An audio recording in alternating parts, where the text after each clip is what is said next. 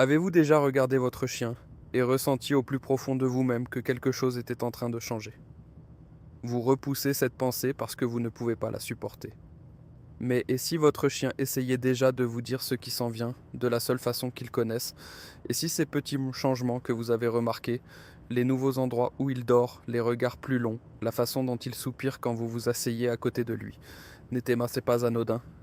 Et si c'était le plus important des adieux de votre vie et qu'il avait déjà commencé? Aujourd'hui, je vais vous présenter 10 signes déchirants que les vétérinaires, les soignants en soins palliatifs et les propriétaires en deuil ont identifiés chez les chiens qui approchent de la fin. Certains seront doux, d'autres vous briseront le cœur, mais chacun d'entre eux compte, car le chien qui vous a tout donné vous demande maintenant de faire la chose la plus difficile que l'amour vous ait jamais demandé. Le voir clairement, rester près de lui et l'aimer jusqu'à son dernier souffle. Restez avec moi jusqu'à la fin, car le dernier signe est celui dont chaque propriétaire se souvient pour le reste de sa vie. L'un des signes les plus précoces et les plus souvent négligés est lorsqu'un chien qui avait l'habitude de vous accueillir à la porte, de vous suivre de pièce en pièce, ou d'insister pour participer à tout, commence soudainement à rechercher des coins tranquilles. Un endroit sous le lit, le carrelage le plus frais du couloir, un placard qu'il n'a jamais utilisé auparavant. Ce n'est pas un rejet de sa part, c'est tout le contraire. Son corps réclame du repos d'une manière dont il n'a jamais eu besoin auparavant. Les spécialistes des soins palliatifs vétérinaires décrivent cela comme une phase de retrait précoce. À mesure que les réserves d'énergie du corps diminuent, les chiens conservent instinctivement le peu qu'il leur reste en s'éloignant de toute stimulation. Les lumières semblent plus vives, les sons semblent plus forts. Même l'affection peut sembler excessive. Cela ne signifie pas qu'ils vous aiment moins. Cela signifie qu'ils entrent dans une phase différente de leur vie avec vous, une phase où la paix et l'immobilité deviennent plus précieuses que le jeu. Ne les forcez pas à sortir de ces endroits calmes. Allez vers eux. Asseyez-vous à proximité. Laissez votre présence être la musique de fond de leur repos. La nourriture est l'un des indicateurs les plus honnêtes de la santé d'un chien. Un chien qui a mangé avec enthousiasme pendant 10 ou 12 ans et qui perd soudainement tout intérêt pour ses repas préférés vous dit quelque chose de sérieux. La perte d'appétit est aussi souvent l'un des premiers signes physiques que le corps commence à s'éteindre. Dans certains cas, ils accepteront encore de petites bouchées de quelque chose de spécial, du poulet, du riz ou un morceau de fromage. Dans d'autres cas, ils se détournent de tout. Les vétérinaires ont documenté que les changements d'appétit chez les chiens âgés peuvent précéder un déclin majeur de plusieurs semaines, voire de plusieurs mois. Le corps commence à détourner l'énergie de la digestion parce qu'il a de plus grandes priorités. Si votre chien arrête de manger des croquettes mais s'illumine toujours pour la nourriture humaine, c'est une période de grâce, profitez-en. Ce n'est pas le moment de s'inquiéter d'une nutrition parfaite, c'est le moment de donner un sens au repas. Nourrissez-les à la main s'ils le souhaitent. Offrez des aliments chauds et mous. Ne forcez pas. Que chaque repas soit une question de réconfort et non de routine. C'est l'un des signes les plus dévastateurs sur le plan émotionnel, car les propriétaires le ressentent souvent avant de pouvoir le nommer. L'étincelle s'estompe. Pas entièrement et pas d'un seul coup, mais il y a un changement subtil dans la façon dont votre chien regarde le monde. Ses yeux peuvent paraître légèrement distants. La reconnaissance rapide et lumineuse lorsque vous entrez dans la pièce s'adoucit. Il vous regarde toujours avec amour, mais avec une qualité plus calme désormais. Une partie de cela est physiologique. Les chiens vieillissants développent souvent une sclérose lenticulaire, une opacité bleutée dans les yeux, ou même des cataractes. Mais le changement le plus profond va au-delà de la vision. Les chercheurs en comportement ont observé que les chiens approchant de la fin de leur vie adoptent ce qu'on appelle un comportement de regard introspectif. Ils semblent nous regarder au-delà des choses, à travers les choses, vers quelque chose que nous ne pouvons pas voir. Ce n'est pas de la détresse, c'est quelque chose qui se rapproche de l'abandon. Prenez le temps d'établir un contact visuel avec eux. L'ocytocine circule toujours entre vous pendant ces moments. Même si leurs yeux se sont voilés, l'amour qui s'y trouve, lui, ne l'est pas. Les chiens qui approchent de la fin présentent souvent un comportement qui peut sembler déroutant. Pendant des jours ou des semaines, ils peuvent devenir très collants, vous suivant partout, posant leur tête sur votre pied ou gémissant doucement lorsque vous quittez la pièce. Ils accumulent essentiellement du temps avec vous parce qu'une partie d'eux sent que les heures deviennent précieuses. Puis parfois brusquement, ils changent du tout au tout. Ils se retirent. Ils trouvent un coin tranquille. Ils ne veulent pas être touchés. Ce n'est pas un rejet. C'est un comportement très ancien et très instinctif observé chez de nombreux animaux lorsqu'ils commencent à sentir leurs derniers jours. Dans les populations canines sauvages, les membres mourants se séparent parfois de la meute pour protéger le groupe et passer leurs derniers instants sans être dérangés. Votre chien domestique porte toujours cet instinct dans sa biologie. Si vous observez ce schéma, ne prenez pas ce retrait personnellement. Honorez les deux phases. Donnez-leur toute la proximité qu'ils demandent pendant la phase où ils sont collants. Respectez le calme lorsqu'ils demandent de l'espace. Les deux sont des expressions d'amour dans le vocabulaire canin. Les chiens âgés ralentissent naturellement, mais il y a une différence entre la raideur due au vieillissement et la faiblesse de fin de vie. Les signes à surveiller incluent des pattes tremblantes en position debout, des difficultés à se lever du sol, une démarche chancelante ou l'incapacité soudaine de monter des escaliers qu'ils géraient très bien une semaine auparavant. Certains chiens arrêtent de sauter sur le canapé. Certains arrêtent de monter sur le lit. Certains s'effondrent doucement sur le côté au lieu de s'allonger avec contrôle. Les vétérinaires décrivent cela comme une perte progressive de la proprioception, la conscience qu'a le corps de la position de ses propres membres dans l'espace. La masse musculaire diminue également plus rapidement dans les derniers mois de la vie d'un chien, en particulier dans l'arrière-train. Vous remarquerez peut-être que leurs pattes arrière semblent plus fines. Leur ligne de dos peut s'affaisser. Leur colonne vertébrale peut devenir plus visible. L'important est ceci, ne combattez pas ces changements. Aidez-les. Soulevez-les doucement vers leurs endroits préférés. Portez-les à l'extérieur, s'ils en ont besoin. Posez des tapis supplémentaires pour éviter qu'ils ne glissent, non. Considérez désormais votre maison comme un environnement de soins palliatifs, conçu pour leur confort et non pour leur indépendance. Ils ont passé leur vie à vous donner leur force. Maintenant, donnez-leur la vôtre. C'est un signe clinique, mais tout propriétaire devrait en être conscient. Dans les dernières semaines de leur vie, de nombreux chiens commencent à montrer des changements subtils dans leur habitude respiratoire. Certains respirent plus vite au repos qu'auparavant. Certains développent un rythme plus profond et plus délibéré. Certains respirent calmement, mais avec des pauses occasionnelles suffisamment longues pour être remarquées. Les spécialistes des soins palliatifs vétérinaires notent que la fréquence respiratoire au repos est l'un des indicateurs les plus fiables de confort ou de détresse chez les chiens vieillissants. Un chien en bonne santé au repos respire généralement entre 10 et 30 fois par minute. Si vous remarquez que le rythme de votre chien dépasse constamment ce chiffre, ou si vous observez une respiration laborieuse, une posture du cou allongée pendant la respiration, ou une respiration la bouche ouverte alors qu'il n'a pas fait d'exercice, contactez immédiatement votre vétérinaire. Ce n'est pas une raison de paniquer, c'est une raison de coordonner des soins de confort. Une respiration calme et lente pendant le repos, en revanche, est souvent le signe que votre chien est en paix. Vous pouvez utiliser ce rythme comme guide pour savoir comment il va vraiment à un moment donné. La balle de tennis reste intacte. La laisse ne déclenche plus d'excitation. Le jouet qui couine devient silencieux. Lorsque votre chien commence à se désintéresser des choses spécifiques qui l'animaient autrefois, son monde intérieur change. Les réserves d'énergie sont désormais limitées et le corps choisit ce qui est essentiel et ce qui ne l'est pas. Les comportementalistes appellent cela l'anédonie, la capacité réduite à éprouver du plaisir face à des récompenses familières. Chez les chiens, cela commence souvent progressivement. Ils remuent toujours la queue quand vous rentrez à la maison, mais l'intensité s'estompe.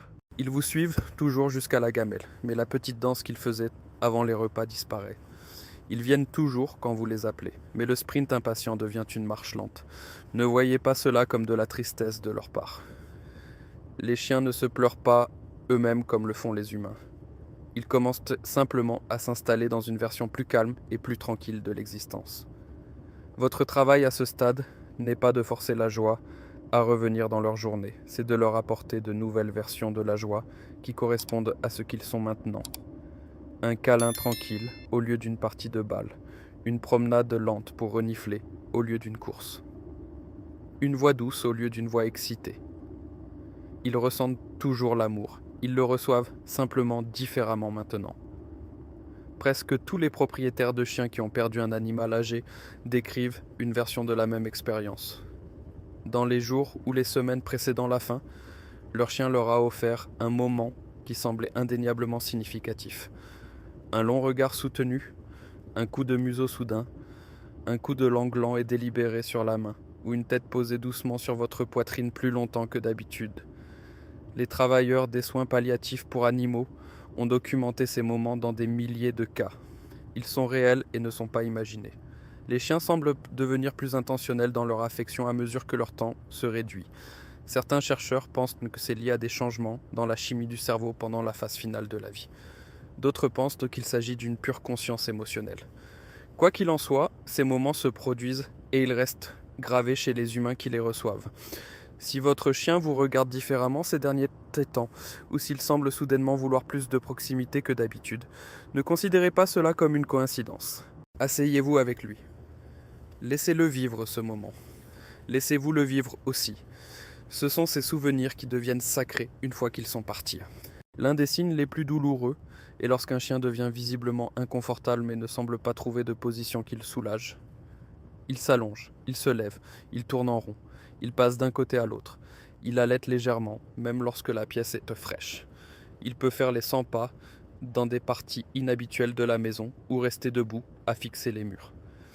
Les vétérinaires décrivent cette agitation de fin de vie, et elle est souvent liée à un inconfort interne, à des changements dans la fonction des organes ou aux ultimes tentatives du corps pour trouver un équilibre.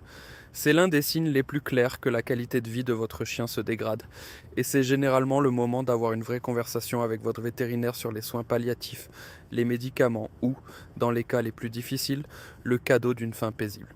C'est aussi le stade où de nombreux propriétaires ressentent le plus vivement la culpabilité de l'incertitude. Combien de temps encore? Comment savoir? La réponse honnête est que votre chien vous le dira souvent à travers des comportements comme celui-ci.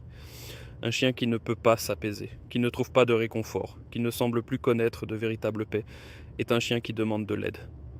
Parfois, l'acte le plus aimant que nous puissions offrir est de mettre fin à leur lutte en douceur, entourés des personnes qu'ils aiment. J'ai gardé celui-ci pour la fin car chaque propriétaire qui l'a vécu sait exactement ce que je veux dire. Il y a un regard. Il n'est pas triste. Il n'est pas effrayé. Il est calme, complice. Parfois, cela se produit dans la dernière heure.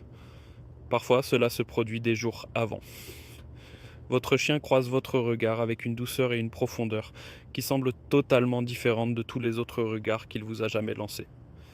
Et d'une certaine manière, au fond de vous, vous savez. Certains propriétaires le décrivent comme un merci. Certains le décrivent comme une permission. Certains le décrivent comme le moment le plus paisible de leur relation avec leur chien. Les chercheurs qui étudient les liens entre les humains et les animaux ont noté que les chiens dans la phase finale de leur vie affichent souvent un contact visuel accru avec leur humain principal, ce que l'on appelle la lucidité terminale dans certaines publications vétérinaires. Pendant une courte période, ils semblent se rassembler, se concentrant entièrement sur la personne qu'ils aiment le plus, et offrent un dernier moment de connexion indéniable. Si cela se produit avec votre chien, ne détournez pas le regard. Répondez à ce regard, laissez couler les larmes. Dites-lui à voix haute qu'il a été un bon chien. Dites-lui que vous êtes fier de lui. Dites-lui que tout va bien. Les chiens comprennent plus que nous ne le pensons. Et votre voix, à ce moment-là, est le dernier réconfort dont ils auront jamais besoin. Que faire lorsque vous voyez ces signes? Si votre chien présente plusieurs des comportements de cette liste, voici ce qui compte le plus. Premièrement, appelez votre vétérinaire. Les options de soins palliatifs sont plus avancées que jamais, et le confort est possible à chaque étape.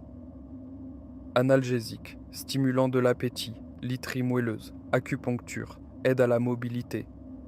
Tout cela existe. Rien de tout cela n'est une réaction excessive. Deuxièmement, adaptez votre maison à leur nouvelle réalité. Surélevez leur gamelle d'eau à hauteur d'épaule pour qu'ils n'aient pas à se pencher. Posez des tapis antidérapants. Placez leur lit près de vous pour qu'ils n'aient pas à se déplacer pour être proches. Gardez une lumière douce. Maintenez le calme dans la maison. Ce n'est pas les gâter, c'est les honorer. Troisièmement, privilégiez la présence à la productivité. Annulez ce que vous pouvez. Travaillez à domicile si c'est possible. Asseyez-vous par terre avec eux. Posez votre téléphone. Parlez-leur. Jouez doucement leur musique préférée. Ces semaines compteront plus pour vous que presque toutes les autres que vous avez vécues. Passez-les pleinement et non partiellement. Quatrièmement, le moment venu, faites-vous confiance. Certains chiens partent tranquillement dans leur sommeil. D'autres ont besoin d'une aide médicale douce pour éviter de souffrir. Il n'y a pas de mauvais choix si le choix est fait par amour. Les vétérinaires et les travailleurs en soins palliatifs qui guident les familles à travers cela connaissent la vérité. Les chiens ne craignent pas la mort comme le font les humains. Ils craignent la douleur. Ils craignent d'être seuls. Si vous supprimez ces deux éléments, vous leur avez offert le passage le plus paisible possible. Voici ce dont personne ne vous avertit. Le chagrin de perdre un chien frappe différemment de presque toute autre perte, car les chiens ne vivent pas seulement dans votre maison, ils vivent dans vos rythmes quotidiens. Ils s'intègrent dans chaque moment ordinaire, le matin, la promenade, le canapé, le lit, le pas de la porte. Lorsqu'ils sont partis, chacun de ces rythmes porte un écho d'eux pendant longtemps. Mais voici l'autre vérité. Chaque chien que vous aimez vous apprend à aimer plus pleinement, à être plus présent, à remarquer les petites choses, à exprimer librement votre affection et à vivre l'instant présent. L'adieu est l'un des prix les plus lourds qu'un cœur humain ait jamais à payer. Et pourtant, presque toutes les personnes qui ont aimé un chien et l'ont perdu disent la même chose. Elles le referaient à chaque fois sans hésitation. Si votre chien vous montre ces signes maintenant, s'il vous plaît, entendez ceci clairement. Vous faites une bonne chose en vous informant. Vous ne les trahissez pas en vous préparant. Vous ne raccourcissez pas leur temps en comprenant ce qui s'en vient.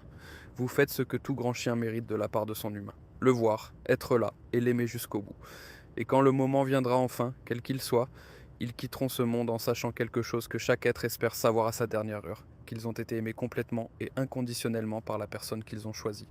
Si cette histoire a changé votre façon de voir le dernier voyage de votre fidèle compagnon, n'hésitez pas à vous abonner à notre chaîne.